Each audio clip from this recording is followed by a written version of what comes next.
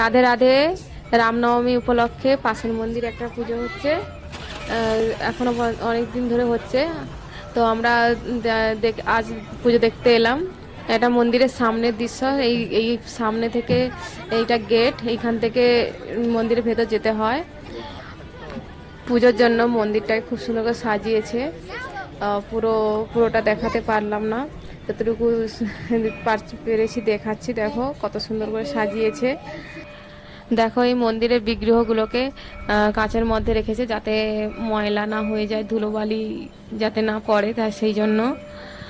আর এখানে এসে একটা দৃশ্য দেখলাম যা খুব খারাপ লাগে।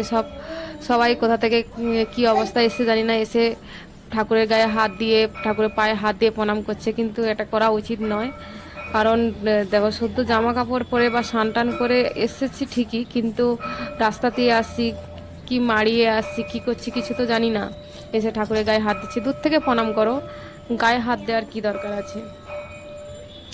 তারপরে এখানে ভাগবত পাঠও হচ্ছে।